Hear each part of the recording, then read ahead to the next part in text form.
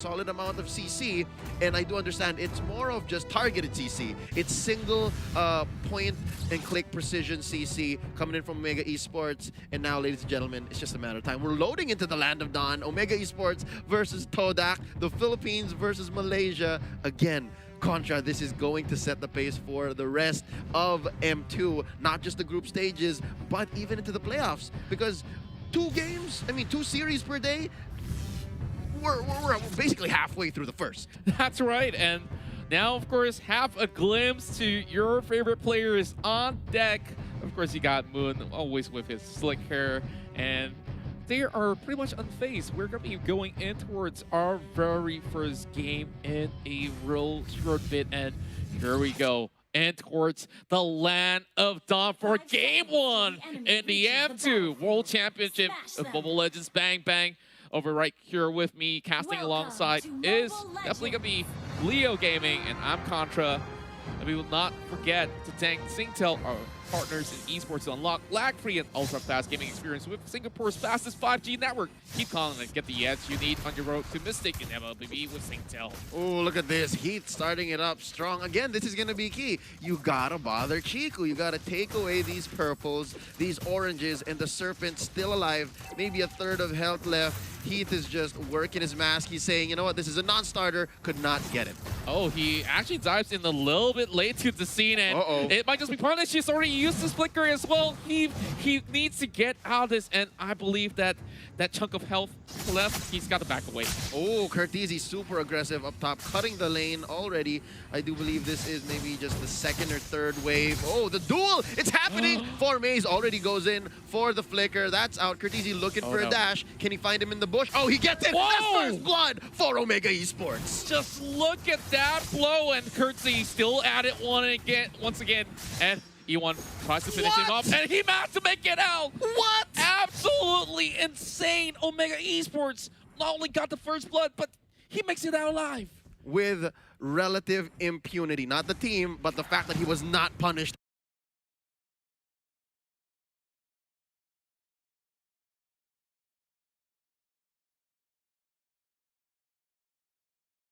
At all. That was a big three-man rotation sent in by Todak, and in mid, that's gonna be Moon being hit by the Mountain Shocker, survives with just a sliver of health as well.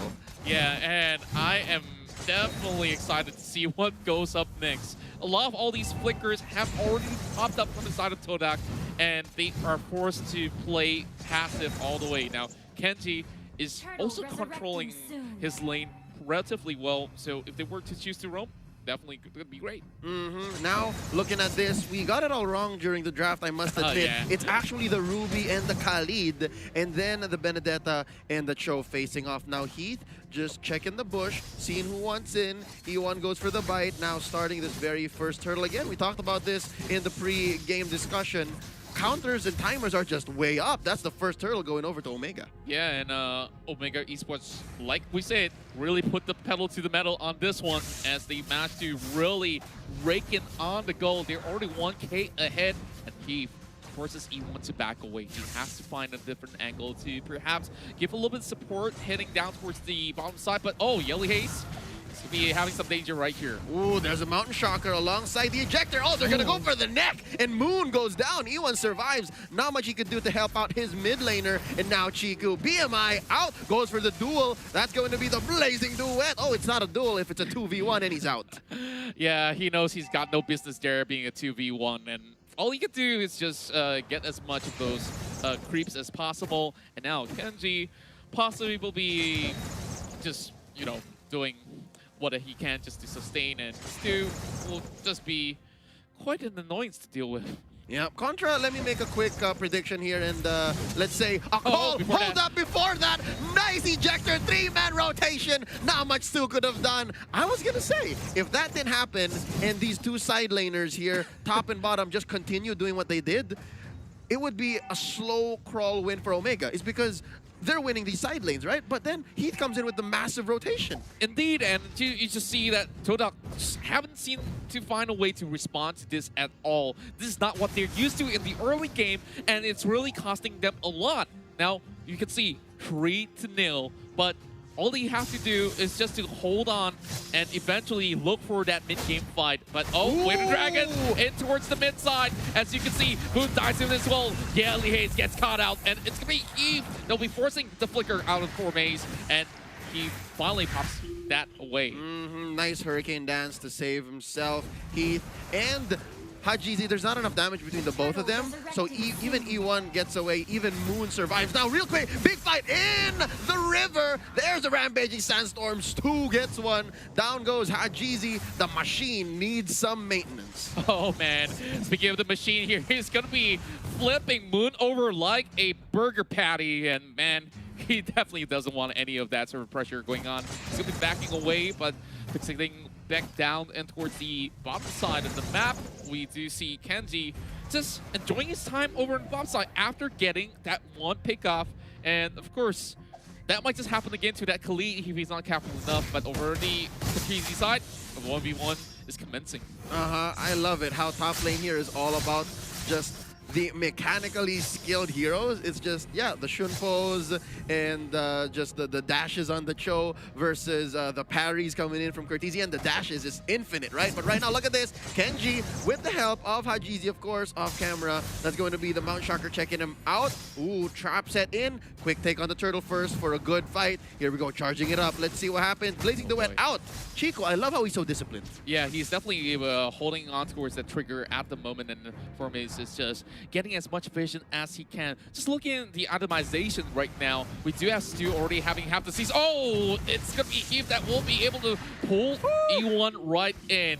And that is definitely quite a worrisome affair. But, well, we do have the Demon Hunter Sword out as well for the side of Chiku, so that's going to be great. Yep, but right now there's a top lane fight here extending into the river. E1 just hops out. 1,000-pounder to save himself. Oh, there's a flicker and an arrow for good measure by Moon, saving his teammate, and that's going to be another failed engage. Okay, so the first 5 minutes were relatively action-packed, and I think these two teams now respect each other a little more. Now May's looking for an engagement, and he backs out. Arrow finds no target. Blazing the Wet by Chiku, going 1v1 against Kenji. Yeah, I don't think Kenji should pick this fight. He'd get kited. Yeah, definitely he has already had a lot of his HP down, but he gets back up, quickly regens, and all the way back in. Stu is going to be engaging right here with the Sandstorm, and this 1v1 is not looking in favor of the side of Kenji. He opts out with the flicker. That's going to be a fight that he does not want to pick up. And, ooh, Maze already picking up the Blade of Despair. He means business as he takes these smaller creep camps up top. But now, that is a Hurricane Dance that E1 regrets. And there's an ejector on the Chiku. The first death for the jungle player, for Todak. And there's some revenge on the Yelly Haze. But Hajizi gets the third one. Will there be a fourth? No, it's going to be a trade instead. Heath is still alive. How did he survive? I don't understand. They went in 1 by 1 and easily give up the mid lane tower. And Omega Esports just got so many freebies going their way. They're definitely enjoying what they can possibly take at the moment. Not a single turtle missed, and now they're going to take their third after that quick rotation and conversion in mid after what I believe was a 3-for-1. Yeah, and I definitely think it's not even worth it for them to really dive in towards the side of Eve. Like, what do you actually get by just shutting down a jaw hit? Absolutely nothing. And now E1 getting caught out again, and you can just see Heath is just in every single one of these team fights. And already Mr. Fundamentals, as some folks would like to call him, sitting at 1-0-5. And here's the thing, Contra, do note, he is playing with Pull Yourself Together, so you kill him, he comes back all the sooner. He doesn't care. That's right, Leo. Like, all you have to focus on is all these sort of hyper carries coming out online. And one more injector all the way to the back. They cast the Selena, and Moon is out of it. Picture right now. Omega 8-3. Wow, Moon was just thinking like about what he's gonna have for lunch, and he's like, hold up, there's 3 members of Omega on me. I was not planning for that, and I think Todak, they were thinking maybe a step ahead, and they were like about to rotate, but it was just too late. Again, the fact that Yelia is here, has the Eudora, means he's playing for the neck. He's playing for keeps, and there's another one. Ejector into the back. E1 goes for the Hurricane Dance. They just need one more hit, and not enough smart missiles to finish the job, and there's a hook in by Kenji going for the finish is Hajizi. That's a double. Moon goes down finally, and another turret.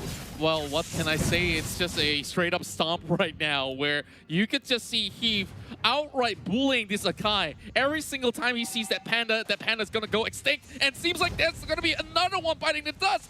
And once more, Ewan goes down. Ooh, Stu tried to help. I see that. Stu tried to help. Goes in with the Rampaging Sandstorm. I'll stun him. Let's see what happens. Oh, it's not enough. He survives. He goes back in. And I think Quick Sand Guard would have been a little too dangerous, given that Yelly Haze was there as well. Could have gone for the stun, stopped the shenanigans. And right now, the map is looking mad blue, Contra. It's looking mad blue. And Omega Esports, this is what they're good at. Again, they know the steps between A, B, and C. You take them to like maybe J and K, things get a little shady, but it's not going to happen because they get another one. Stu goes down in mid. Kenji gets caught out. Oh, he hooks him in! He hooks him in! They despair! I'm sorry. I'm losing my words. It's because it's just too crazy. What was that? The flicker and hook? The flicker and hook? Wow. We got to catch a replay if we can because that was absolute beauty. I've lost for words, but you know what? Go ahead. Go ahead, take the Lord. I think Todak is pretty much done for now. That was ridiculous. That was, what, 3 people underneath the turret. He goes for the hook, flickers away, feeds Chico and the rest into the rest of Omega Esports. That's the wrong team, but you know what I'm saying? Like these stickers, okay. Yeah, they're in other groups, but wow, Omega Esports sitting at 14-3.